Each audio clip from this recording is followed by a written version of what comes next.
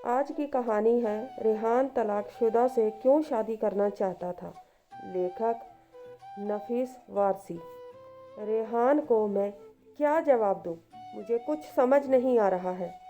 उसने मुझे मुश्किल में डाल दिया है। मैं दूसरी शादी नहीं करना चाहती, पर वह है कि मेरे पीछे ही पड़ गया है, मुझसे शादी करना चाहता है। मैं दोबारा उन दर्दों को सहन नहीं करना चाहती जो मैं पहले सहन कर चुकी हूँ। अब सब ठीक ठाक चल रहा है। मेरी ज़िंदगी सही दिशा में चल रही है। मैं खुश हूँ और मेरी बेटी भी। रेहान जानता है कि मैं तलाकशुदा हूँ और मेरी एक बच्ची भी है, 5 साल की। फिर भी वह मुझसे शादी करना चाहता है और मेरी बेटी को भी अपनाना चाहता है। पर शादी करके मैं दोबारा उस पीड़ा में नहीं पड़ना चाहती जिससे मैं निकल कर आई हूँ। रेहान पूछता है कि आखिर बात क्या है? तुम शादी क्यों नहीं करना चाहती हो? वजह क्या है?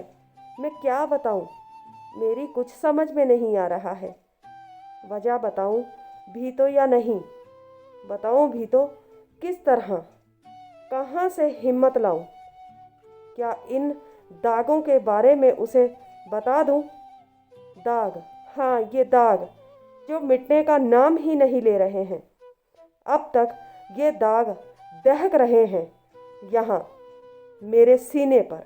मैं पहली शादी भी नहीं करना चाहती थी इन्हीं दागों के चलते, पर मेरी मम्मी नहीं मानी, मेरे पीछे ही पड़ गई। वे समझती बेटी, शादी के बिना एक औरत अधूरी है। शादी के बगैर उसकी ज़िंदगी जहन्नुम बन जाती है। तू शादी कर ले, तेरे दोनों भाइयों का क्या भरोसा? तुझे कब तक सहारा देंगे? अभी तेरी भाभियों का मिजाज बढ़िया है, आगे चलकर वे भी तुझे बोझ समझने लगेंगी तो। पर ये दाग, मैं अम्मी का ध्यान दागों की ओर दिलाते हुए कहती, अम्मी इन दागों का क्या करूं मैं? ये तो मिटने का नाम ही नहीं लेते, ऊपर से दहकने लगते हैं समय समय पर। फिर भी आप कहती हैं कि मैं शादी कर लूं। क्या ये दाग छिपे रहेंगे? क्या ये दाग मेरे शौहर को दिखाई नहीं पड़ेंगे? अम्मी चुप्पी साध लेती, फिर रोने लगती। बेटी, इनका जिक्र मत किया कर।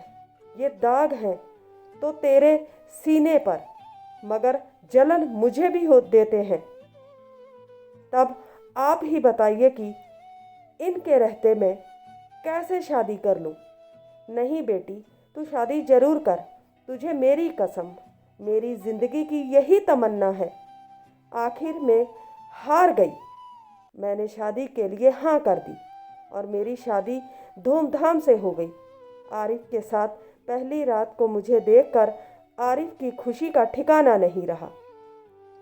आरिफ मुझसे कस्में वादे करने लगे, जहान भर की खुशियां लाकर मेरे कदमों में रख देने को बेताब हो उठे। आरिफ को खुश देखकर मैं भी खुश हो गई, पर मेरी खुशी कुछ पलों की थी। शादी के दूसरे ही दिन जब मैं आरिफ की बाहों में थी और ये मुझे चांद तारों की सैर करा रहे थे, अचानक जमीन पर आ गिरे धड़ाम से और करवट बदल ली। मुझे कसमसाहट हुई। क्या बात हुई? क्यों हट गए? मैंने आरिफ को अपनी बाहों में भरना चाहा तो आरिफ ने झिड़क दिया और दूर जा बैठे। क्या बात है? आप नाराज क्यों हो गए? ये दाग कैसे हैं? ओह, मुझे होश आया। मेरी नज़र मेरे सीने पर गई। मैं दहल गई। मैंने उसे दुपट्टे से ढक लिया। कैसे हैं ये दाग? बहुत खराब लग रहे हैं। सारा मूड चौपट कर दिया। किस तरह के हैं ये दाग? मैं आरिफ को अपने आगोश में लेते हुए बोली, ये दाग चाय के हैं। चाय के? जी। मैं जब छोटी थी, यही तकरीबन 5 साल की, मेरे सीने पर खौलती हुई चाय गिर गई थी। पूछो मत, मैं तड़प कर रह गई थी। इनका इलाज नहीं हुआ। इलाज तो हुआ था और ये तकरीबन ठीक भी हो गए थे। पर क्या? एक दिन इन जख्मों पर मैंने एक क्रीम लगा ली थी, तभी से ये दाग सफ़ेदी में बदल गए। बहुत इलाज करवाया मगर सफ़ेदपन गया ही नहीं। कहीं वे दाग तो नहीं जिसका ताल्लुक खून से होता है? ना बाबा ना, वे वाले दाग नहीं हैं जो आप समझ रहे हैं। ये तो जले के निशान हैं। मैं आरिफ को अपने आगोश में भरकर चूमने लगी। आरिफ भी मुझे प्यार देने लगे। अभी कुछ देर ही हुई थी कि उनका हाथ मेरे सीने पर आ गया। देखकर उनका मूड फिर खराब हो गया। वे दूर हट गए। वे मुझसे दूर रहने लगे। मैं कोशिश करते करते हार गई। वे मेरे करीब नहीं आते। एक ही छत के नीचे हम दोनों अजनबियों की तरह रहने लगे। वे मुझसे नफरत तो नहीं करते थे पर मोहब्बत भी नहीं। मुझे रुपए पैसे भी देते थे पर प्यार नहीं। जब भी प्यार देने की कोशिश करते दूर हट जाते। फिर सुबह मेरे हाथ से चाय भी नहीं लेते। चाय का नाम सुनकर उन्हें मेरे सीने के दाग याद आ जाते। मन उचाट हो जाता। इसी बीच मुझे एहसास हुआ कि मेरे अंदर कोई नन्हा वजूद पनप रहा है। मुझे खुशी हुई पर आरिफ को नहीं।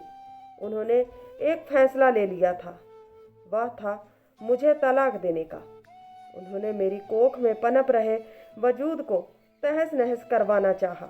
मुझे रजामंद कराने में पूरी ताकत झोंक दी पर मैं नहीं मानी और जीती रही उसी वजूद के सहारे। आखिरकार उस वजूद ने दुनिया में आंखें खोली। मेरा सूनापन कम हो गया। मैं उस वजूद से हंसने बोलने लगी। अपने गम को भुलाने की कोशिश करने लगी। धीरे धीरे मेरी बेटी मेरी सहेली बन गई। अभी मेरी बेटी 2 साल की हुई ही थी कि यह हादसा हो गया। मैं अपने मायके में आई हुई थी। मेरे बड़े भाई के लड़के का अकीका यानी मुंडन था। आरिफ भी आए हुए थे। रात को खाना खाने के बाद आरिफ की आदत है पान खाने की। उस रात वे मेरे मोहल्ले की एक पान की दुकान पर पान खाने पहुंचे तो मेरी जिंदगी में मानो कयामत सी आ गई। वहीं पान की दुकान पर आरिफ ने मेरे बारे में सुना क्या, रंजिश उन्हें सुनाया गया। मेरे बारे में बातें सुनकर वे चकरा गए। गिरते पड़ते वे घर वापस आए तो मैं उनके चेहरे को देखकर भाप गई कि हो ना हो कोई अनहोनी हुई है। मैं उनके पास पहुंची, पूछने लगी कि क्या बात है। आरिफ कुछ नहीं बोले। मेरे घर चुपचाप ही रहे, गुमसुम। पर दूसरे दिन घर आकर कोहरम मचा दिया। ऐसा कोहरम कि पास पड़ोस के लोग इकट्ठा हो गए। मस्जिद के पेशिमाम साहब, मदरसे के मौलाना और मुफ्ती जैसे बड़े लोग भी बुला लिए गए और मेरे घर से मेरे वालिद साहब व दोनों भाई भी। बेचारी अम्मी भी रोती पीटती हुई आई। अम्मी को देखते ही मेरी आंखों से आंसू झरझर बहने लगे। अम्मी ने मुझे गले से लगा लिया। समझ गई कि क्या हुआ होगा। बाहर घर के सामने चबूतरे पर पूरी पंचायत जमा थी। मौलाना साहब मेरे ससुर से बोले, हाजी साहब आपने हम सबको क्यों याद किया, क्या बात है? मेरे ससुर ने अपना चेहरा झुका लिया, कुछ भी न बोल नहीं पाए। मौलाना साहब ने दोबारा पूछा, आखिर बात क्या है हाजी साहब? मेरे ससुर ने अपना चेहरा धीरे से ऊपर उठाया और आरिफ की ओर संकेत किया। इससे पूछिए, पंचायत इसने बुलाई है, मैंने नहीं।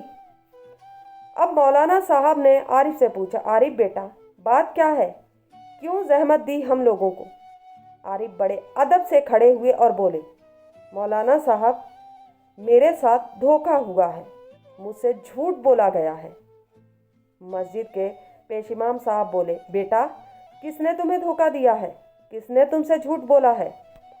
आरिफ तैश में बोले, मेरी बीवी ने मुझसे झूठ बोला है और धोखा दिया है। मेरी ससुराल वालों ने भी।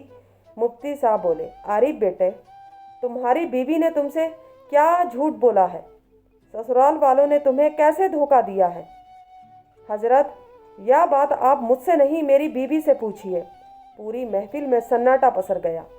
मेरे अब्बू अम्मी और भाइयों के ही नहीं, मेरे ससुर का भी चेहरा शर्म से झुक गया। मेरी अम्मी तड़प उठी। पर्दे के पीछे खड़ी मैं भी सिसक पड़ी। मुफ्ती साहब बोले, बताओ बेटी क्या बात है? मैं ज़ोर ज़ोर से रोने लगी। मेरी आंखों से आंसुओं का सैलाब उमड़ पड़ा।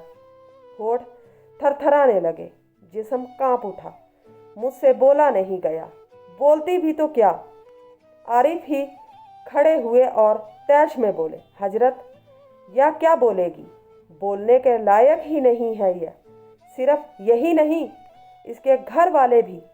मेरी अम्मी का रोना और बढ़ गया। मेरे अब्बू भी फपक पड़े। भाइयों का गुस्सा आया, उनकी मुट्ठियां भींच गई, पर अब्बू ने उन्हें चुप रहने का संकेत दिया। और मैं सोच रही थी कि यह धरती फट जाए और मैं उसमें समा जाऊं, पर ऐसा होना नामुमकिन था। पेश इमाम साहब बोले, बात क्या है? मुझे बात भी तो पता चले। मेरी बीबी के सीने पर दाग है, उजले उजले चर्बी जैसी दिखाई पड़ती है। नज़र पड़ते ही मुझे घिन आती है।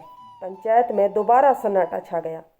आरिफ बोलते रहे, यह बात मुझसे छिपाई गई है, हम लोगों को नहीं बताई गई। इतना कहकर आरिफ थोड़ी देर शांत रहे, फिर बोले, और जब मुझे इसकी जानकारी हुई तो मुझे मेरी बीबी ने बताया कि ये दाग चाय के हैं। जबकि क्या? एक साथ कई मुंह खुले। जबकि ये दाग तेजाब के हैं। पंचायत में खलबली मच गई। आरिफ ने आगे बताया, कल मैं खैराबाद अपनी ससुराल में था। वहीं एक पान की दुकान पर मैंने दो लड़कों को आपस में बातें करते सुना। मैं नहीं जानता कि वे लोग कौन थे।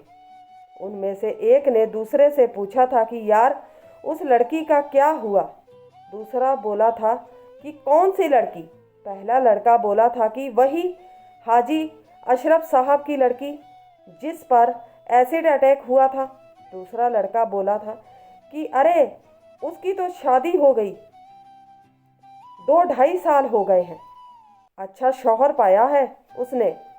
इतना सुनना था कि मेरे होश उड़ गए। आगे उन लोगों ने क्या बातें की मैं नहीं जानता, लेकिन हजरत, मैं यह जानता हूँ कि मैं कहीं का नहीं रहा। पहले तो किसी तरह एक साथ बसर हो रही थी, मगर अब हम साथ नहीं रह सकते। मुझे इस झूठी औरत से नजात दिलाइए। आरिफ अपनी बात पूरी करके बैठ गए। पंचायत में कानाफूसी होने लगी। थोड़ी देर के बाद मुफ्ती साहब बोले, हाजी साहब, आप कुछ बताएंगे, क्या मामला है? हमें कुछ समझ नहीं आया। एसिड अटैक कब और क्यों? मेरे अब्बू हिम्मत करके खड़े तो हुए, पर थर थर कांपने लगे। उनसे बोला नहीं गया। अम्मी ने भी बोलना चाहा, उनसे भी नहीं बोला गया। बस खड़ी खड़ी रोती रही। आखिर मैं खड़ी हुई। मेरे घर वाले धोखेबाज हैं या नहीं, मैं नहीं कह सकती। हाँ, मैं यह जरूर कह सकती हूँ कि मैं झूठी हूँ। मैंने झूठ बोला है। मुझे साफ साफ बता देना चाहिए था इन दागों के बारे में। मैं बताना चाहती थी, मगर मुझे कोई सूरत नज़र नहीं आ रही थी। सुन रहे हैं आप? मैं बोली। आरिफ ने खड़े होकर बड़े गुस्से में कहा, या और इसके घर वाले इसी तरह लच्छेदार बातों में उलझा देते हैं, झूठ पर झूठ बोलते हैं, झूठे धोखेबाज कहीं के। मुफ्ती साहब बोले, आरिफ खामोश रहिए, अदब से पेश आइए। आरिफ सटपटा कर बैठ गए। मुफ्ती साहब ने मुझसे पूछा, बेटी, दाग का राज क्या है, बताएगी आप? मैं फपक पड़ी। ऐसा लगा जैसे दाग दहक उठे।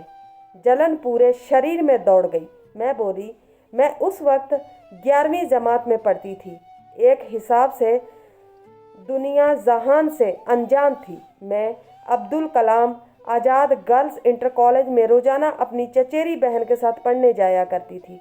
मेरी चचेरी बहन भी उसी कॉलेज में पढ़ाया करती थी। इतना कहकर मैंने थोड़ी सी सांसें भरी और दोबारा कहना शुरू किया। मेरी चचेरी बहन की शादी जिस आदमी से हुई थी वह ठीक नहीं था, जुआरी शराबी था, उनको मारता पीटता भी था, इसलिए उन्होंने तलाक लेना चाहा था। वह शख्स तलाक देने के लिए राजी नहीं हुआ। बहन बेचारी मायके में बैठी रही और कॉलेज में पढ़ाने लगी। मैंने फिर थोड़ा दम लिया और आगे बोली, हर दिन की तरह उस दिन भी हम लोग खुशी खुशी कॉलेज जा रही थी। हम लोग कॉलेज पहुंचने वाली ही थी कि बहन ने मेरा हाथ पकड़कर मुझे अपनी तरफ खींचा और चिल्लाते हुए बोली कि भागो भागो। मैंने देखा सामने वही जालिम शख्स खड़ा था। वह पहले भी एक दो बार बहन के सामने आ चुका था, उनका रास्ता रोक चुका था, उन्हें ज़बरदस्ती अपने घर ले जाना चाहता था। हमने सोचा कि वह आज भी वही हरकत करेगा, सो हम दौड़ पड़ी। बहन आगे आगे दौड़ रही थी और मैं उनके पीछे पीछे। मुझे पीछे छोड़ता हुआ वह शख्स बहन के पास तक पहुंच गया। उसने एक हाथ से बहन का नकाब खींच लिया। बहन को ठोकर लग गई, वे बड़ी सड़क पर गिर पड़ी। उस जालिम ने झोले से तेजाब की बोतल निकाली और उसका ढक्कन खोलकर एक झटके से उनके चेहरे पर उड़ेल दी। मैं भी तब तक उनके करीब पहुंच चुकी थी। तेजाब की छींटें मेरे चेहरे पर तो नहीं पड़ी, हाँ मेरे सीने पर जरूर आ पड़ी। मेरा सीना झुलस उठा, मैं गश खाकर गिर पड़ी। जब मुझे होश आया तो मैं अस्पताल में थी। मैंने बहन के बारे में पूछा तो पता चला कि उनकी मौत तो अस्पताल पहुंचते ही हो गई थी। मेरी दुख भरी कहानी सुनकर पूरी पंचायत में खामोशी छा गई। अजब तरह की खामोशी। 90% लोगों की हमदर्दी मेरे साथ थी, पर फैसला मेरे हक में ना रहा। फैसला रहा आरिफ के हक में। मेरे घर वालों की सच्चाई छिपाने और मेरे झूठ बोलने की वजह से मेरा तलाक हो गया। मैं अपने घर वालों के साथ मायके चली आई। आरिफ ने बच्ची को लेने में कोई दिलचस्पी नहीं दिखाई। यह मेरे लिए अच्छी बात हुई। मैं अपनी बच्ची के बगैर एक पल जिंदा रह भी नहीं पाती। मैं बीएड तो पहले से ही थी और पीआईटी भी। अभी जब 1 साल पहले सहायक अध्यापकों की जगह निकली तो मेरा उसमें सिलेक्शन हो गया। यही 10 किलोमीटर की दूरी पर मेरी एक प्राथमिक विद्यालय में पोस्टिंग भी हो गई। वहीं मेरी मुलाकात रेहान से हुई। रेहान पास ही के एक माध्यमिक स्कूल में सहायक अध्यापक है। जब से मुझे देखा है अपने अंदर मोहब्बत का जज्बा पाले बैठा है। मुझसे मोहब्बत का इजहार भी किया है और शादी करने की इच्छा भी जाहिर की है। मैंने ना तो उसके प्यार को स्वीकार किया है और ना ही उससे शादी के प्रस्ताव को। मैं दोबारा उस दर्द को झेलना नहीं चाहती। तो उम्मीद करती हूँ आज की कहानी अच्छी लगी होगी। अच्छी लगी है तो सपोर्ट कीजिए। मिलते हैं किसी नई कहानी के साथ, तब तक के लिए बाय।